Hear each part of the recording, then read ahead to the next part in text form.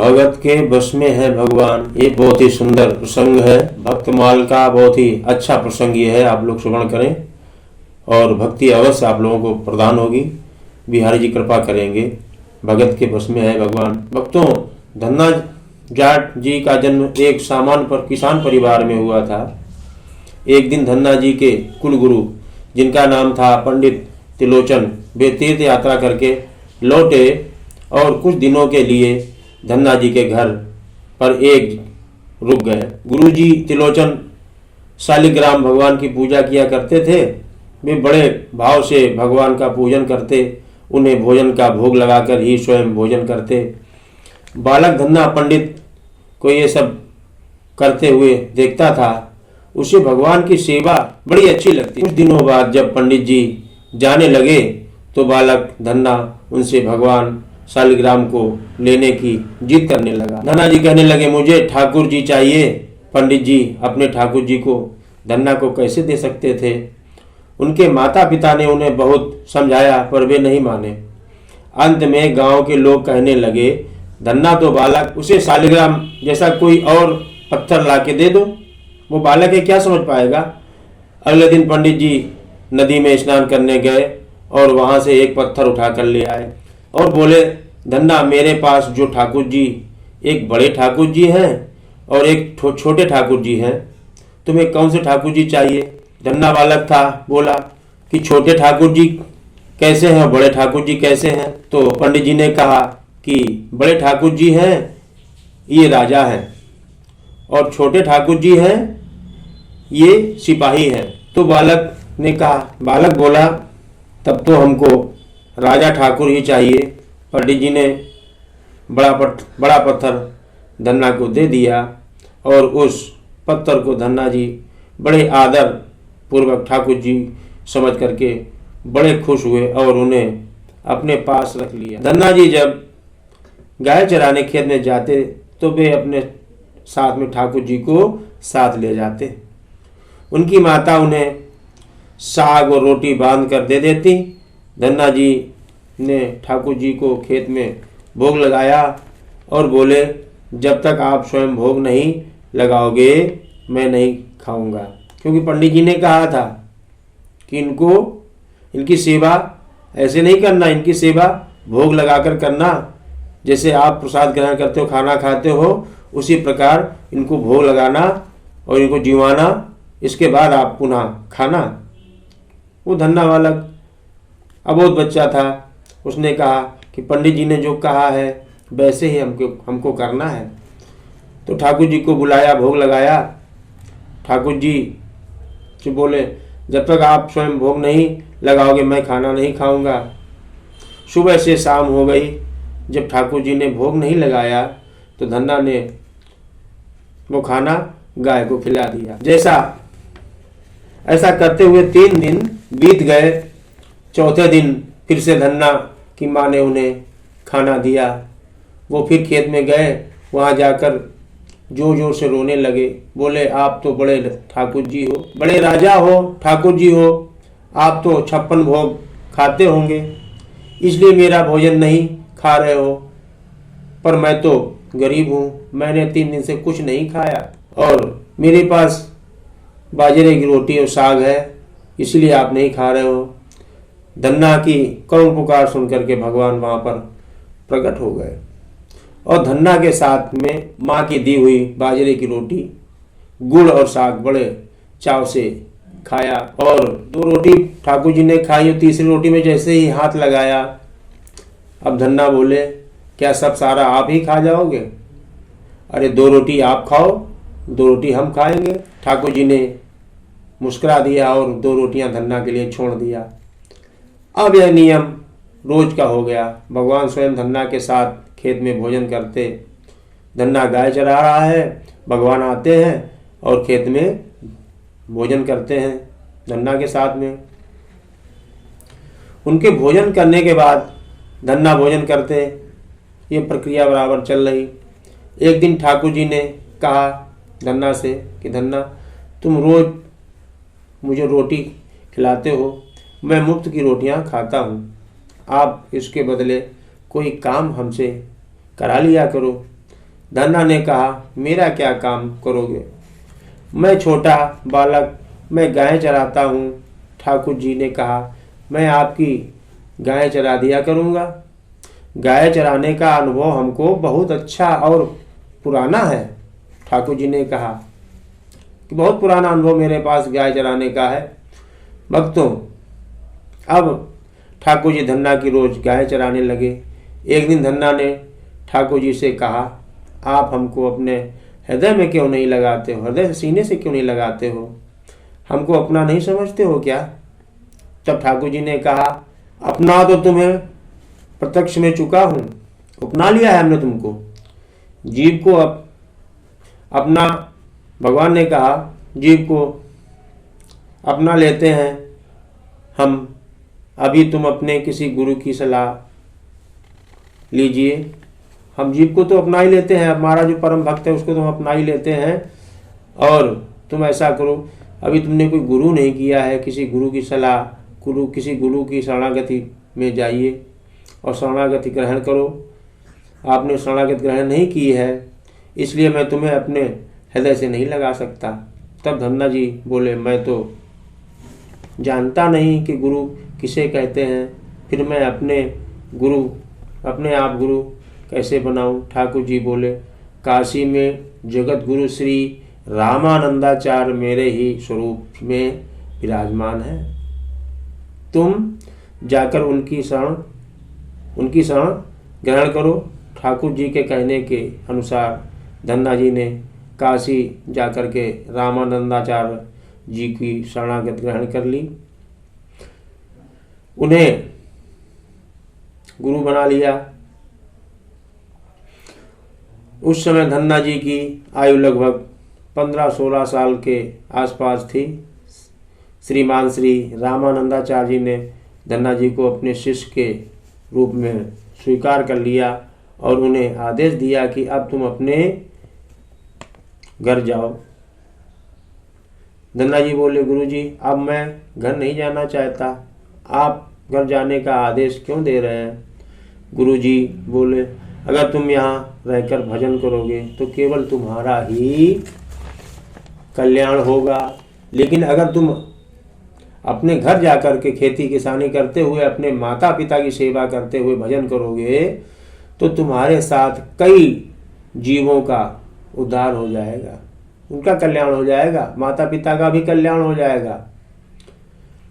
गुरु जी की आज्ञा के अनुसार धन्ना जी घर को लौट आए। इसके बाद जैसे ही धन्ना जी घर पहुंचे, ठाकुर जी ने उन्हें अपने हृदय से लगा लिया। इसके बाद धन्ना जी खूब संत की सेवा करने लगे। जब भी उनके घर या गांव में कोई साधु संत आता, धन्ना जी उन्हें घर में ले जाते और बड़े प्रेम से उनकी सेवा करते, उन्हें भोजन खिलाते, संतों की सेवा करते और सेवा करने का अब उनके घर दूर दूर से साधु संत आने लगे। धन्ना जी उन सभी का बड़े प्रेम से सत्कार करते और इन सभी को भोजन खिलाते। एक दिन की बात है, धन्ना जी के पिता ने धन्ना जी से कहा कि देखो भाई, हम लोग गृहस्थ हैं, यदि महीने में एक बार कोई साधु आ जाए तो हम उसकी सेवा भी कर देंगे, लेकिन तुम्हारी इन साधुओं से ऐसी दोस्ती हो गई है कि हर दूसरे दिन कोई ना कोई साधु चला आता है, 1, 2, 3, 4 साधुओं का झुंड चला आता है और अपने साथ 1-2 और को भी लेके आ जाता है। ये ठीक नहीं है, ये ठीक नहीं है। हम अपनी खेती बाड़ी का काम करें या इन साधुओं की सेवा करें। तुम तो अभी बालक हो, कुछ कमाते नहीं हो, तुम्हारा पालन पोषण भी हम ही करते हैं और ऊपर से तुम साधुओं को बुला लाते हो। इस प्रकार इन निठल्ले साधुओं की सेवा करना ठीक नहीं है। इसलिए एक बात कान खोल कर सुन लो, आज के बाद यदि तुम किसी साधु को लेकर घर में आए तो मैं तुम्हें घर में नहीं घुसने दूंगा, घर में प्रवेश नहीं करने दूंगा। ये बोला। वो तुम्हें अगर साधुओं की सेवा करनी है तो पहले कुछ कमाई करो, फिर अपनी कमाई से साधु की सेवा करना। पिताजी की बात को सुनकर धन्ना जी उदास हो गए और चुपचाप खड़े हो गए। तब पिताजी ने धन्ना को डांटते हुए कहा, आज के बाद किसी साधु को घर में लेकर मत आना और जाओ खेत में गेहूं बो करके, आदेश दिया, खेत में गेहूं बो करके आओ, खेत में गेहूं बो करके आओ। खेत तैयार है, बोरी में गेहूं का बीज रखा है, उसे बैलगाड़ी में ला दो और जाओ और खेत में बो करके आओ। धन्ना जी की बैलगाड़ी में गेहूं रखा और खेत में बोने के लिए चल दिए। धन्ना जी थोड़ी दूर चले थे कि उन्हें मार्ग में कुछ साधुओं की टोली आती दिखाई पड़ी। धन्ना जी ने बैलगाड़ी से उतरकर उन साधुओं को साष्टांग प्रणाम किया। संतों ने धन्ना जी को आशीर्वाद दिया और पूछा, बेटा इस गांव में धन्ना जी कौन है और कौन से घर में रहते हैं? सुना है वह जगत गुरु रामानंदाचार्य जी के यहाँ जाकर के दीक्षा ग्रहण की, उनके शिष्य हो गए हैं और बहुत छोटी सी उम्र में उन्होंने भगवान का दर्शन प्राप्त कर लिया है। हम भी उनका दर्शन करना चाहते हैं। यह सुनकर धन्ना जी संकोच में पड़ गए और वह हाथ जोड़कर बड़ी विनम्रता से बोले, महाराज जी,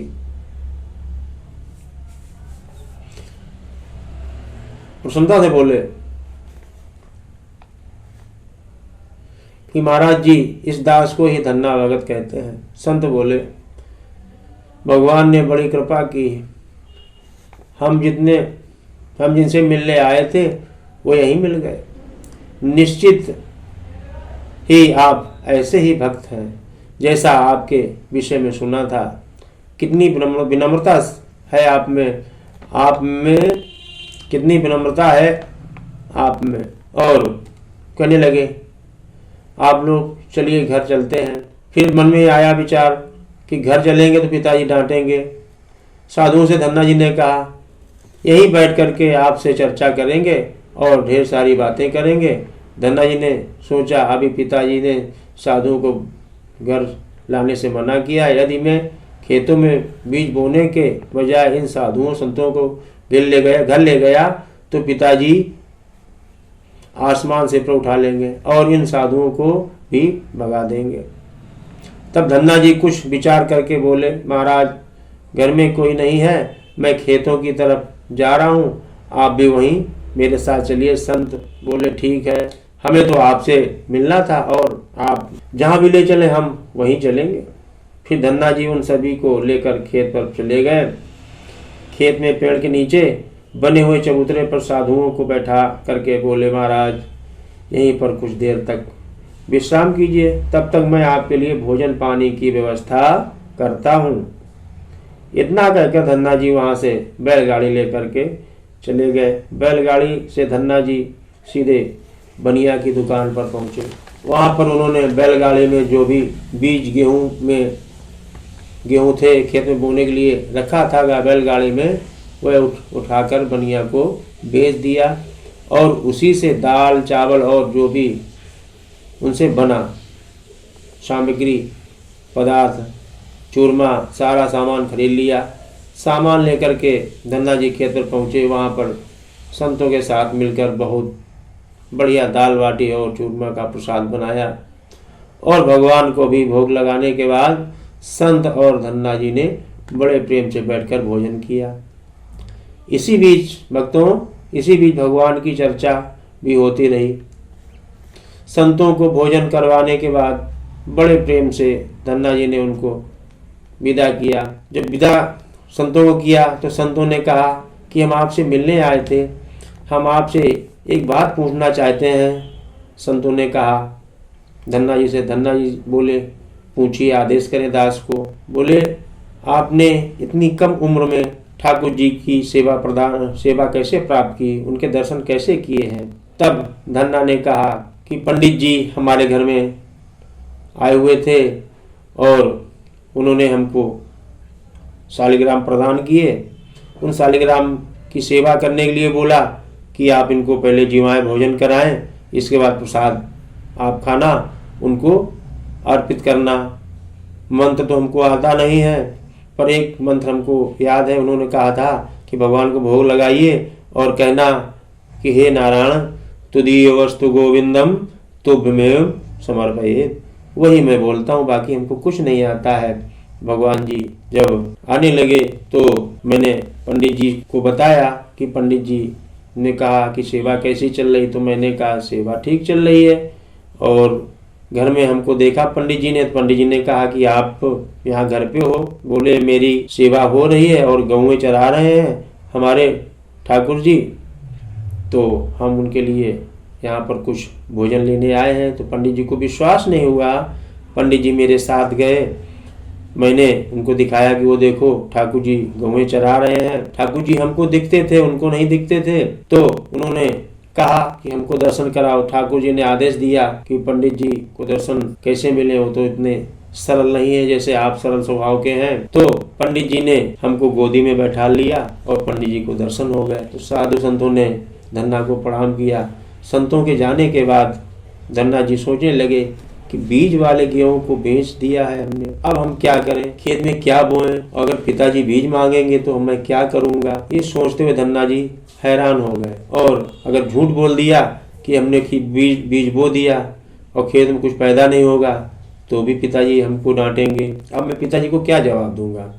यही सोच करके धन्ना जी ने बोरियों में रेत भरी और आसपास के लोगों को दिखाने के लिए, दिखावा करने के लिए रेत यानी मिट्टी बोरियों में भरी और वही मिट्टी खेत में बोने लगे कि लोग देखें धन्ना जी बीज बो रहे हैं। और बो करके चले आए।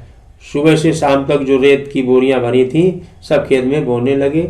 सब समझ रहे थे कि धन्ना जी अनाज बो रहे हैं, परंतु रेत मिट्टी ही बो डाली। घर आकर के आ गए, रेत मिट्टी बो करके सोचा खेत में तो कुछ उगना नहीं है, अब खेत में क्या उगेगा और रखवाली भी नहीं करनी पड़ेगी। पिताजी ने पूछा तो वे बोले कि हाँ हम बो आए हैं। कुछ दिनों बाद धन्ना जी के पिताजी गांव के कुछ लोगों के साथ खेत में गए। बहुत लहराती फसल देखी। गांव के लोग और धन्ना जी के पिताजी धन्ना जी के पास आए और बोले इस बार ऐसी फसल लहरा रही है, क्या आपने धन्ना जी बो दिया खेत में। धन्ना जी ने सोचा कि लोग हमारी हंसी उड़ा रहे हैं, पिताजी और गांव के लोग, क्योंकि उनको पता था खेत में कुछ होना नहीं है, वो तो रेत मिट्टी बो करके आए हैं। धन्ना जी सोचने लगे कि फसल बोई नहीं, सब लोग ताने मारने आ रहे हैं। परंतु धन्ना ने सोचा चलो आज खेत की तरफ चलते हैं। धन्ना देखने गए, अरे यहाँ तो वाकई इतनी अपार फसल कैसे उगाई। धन्ना जी आश्चर्यचकित हो गए, मिट्टी की जगह है क्या किया प्रभु ने। धन्ना की आंखों से आंसू आ गए। वाह अरे प्रभु आपकी कृपा। धन्ना जी जोर जोर से रोने लगे। पिता ने कारण पूछा। धन्ना ने सच सच बता दिया। अनाज की जो अनाज था वो हमने संतों को खिला दिया था और अनाज की जगह हमने खेत में मिट्टी बो दी थी, रेत बो दी थी और संतों को भोजन करा दिया था। यह सुनकर के पिताजी भावुक हो गए और कहा आज तुम हम मिलकर संतों की सेवा करेंगे। इतना अपार फसल कहाँ से आ गई। धन्ना जी के पिताजी भावुक हो गए और गेहूं खेत में 50 गुना ज्यादा पैदा हुआ।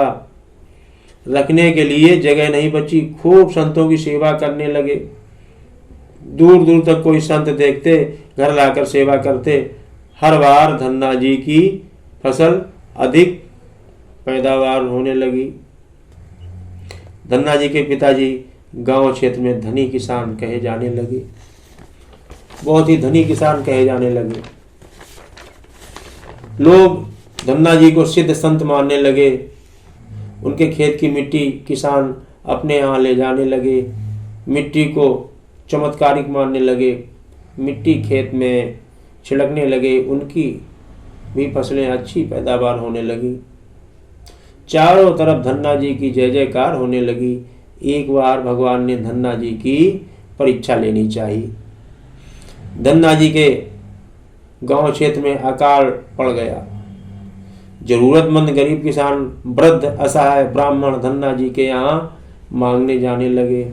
धन्ना जी ने दरवाजा खोल दिया और दोनों हाथों से लुटाने लगे। कोई खाली हाथ नहीं लौटता था। प्रण किया, सामर्थ्य के अनुसार सभी को देंगे, किसी को निराश नहीं करेंगे। धन्ना जी की संत सेवा देख करके एक संत वेश में ठाकुर जी आ गए। संत ने उन्हें तुम्बा लौकी का एक तुम्बा और कुछ बीज दिए और कहा, इन्हें अपने खेत में गाड़ दो और जो तुम्बा लौकी पैदा हो उसको संत सेवा में लगा देना। संत की आज्ञा से धन्ना ने अपने खेत में तुम्बा के बीज बो दिए। लोग कहने लगे, धन्ना जी पागल हो गए हैं। ऐसे भीषण अकाल में संत की बात मानकर तुम्बा उगा रहे हैं। ऐसे में कहाँ फसल उगेगी? ऐसे में कहाँ से फसल उगेगी? और वह भी तुम्बा से परिवार पालेंगे। पहले केवल क्या होगा इससे? कहने लगे, यह तो केवल कमंडल ही बना पाएंगे ये तुम्बा से, इससे भला क्या होना। किंतु कुछ दिनों बाद तुम्बा की ऐसी फसल तैयार हुई कि लोग अचंभा मानने लगे। फसल खेत से तोड़ते, दूसरी तरफ फिर उससे ज्यादा तुम्बा तैयार हो जाते। धन्ना जी जरूरतमंद एवं संतों को खूब तुम्बा बांटने लगे। इधर घर का सारा अन्न समाप्त हो गया। लोगों ने कहा, देखो मूर्ख को अन्न समाप्त हो गया, अब यह क्या करेंगे। धन्ना जी पर कोई फर्क नहीं पड़ा। वह तो ठाकुर जी को याद करके सभी की सेवा में लगे रहते। एक दिन ऐसा आया, तुम्बा पक गए, खेत में फसल समाप्त होने को आ गई, खेत खाली हो गया, तुम्बा जो थे सब पकने लगे। कहा, कोई बात नहीं, हम संतों को कमंडल बनाकर बांटेंगे। धन्ना जी ने कहा, घर में सूखे तुम्बा लाए, काटा तो देखा उसके अंदर हीरे जवाहरात भरे हैं। कीमती रत्नों को देखकर हैरान हो गए धन्ना जी। अब धन्ना जी के पास राजाओं से भी ज्यादा धन हो गया। धन्ना जी को याद आया, संत ने बीज देते हुए कहा था, संतों की खूब सेवा करना। अब धन्ना जी संत सेवा, जरूरतमंदों की सेवा में लग गए, खूब लोगों की मदद करने लगे। धन्ना जी के यहाँ अकाल की वजह से खूब लोग आते। धन्ना जी ने तीनों पैर भंडारा चालू करा दिया और कई मंदिर, तालाब, बावड़ी बनवाए। लोग धन्ना जी को धन्ना सेठ कहने लगे। भक्तों, धन्ना जी ने जीवन पर्यंत जरूरतमंदों की मदद की और संत सेवा की। भक्तों, लोग आज भी बोलते हैं, एक कहावत कही जाती, लोग आज भी बोलते हैं, बहुत बड़े धन्ना सेठ हो क्या। इस पवित्र प्रसंग का आशय यह है कि सेवा भाव से एक दूसरे का आदर करें, धन्ना जी की तरह भावपूर्ण भक्ति करें। आप अवश्य सफल होंगे। प्रसंग यदि अच्छा लगा हो तो प्यारा सा कमेंट जरूर करें। जय जय श्री राधे, जय जय श्री कृष्ण।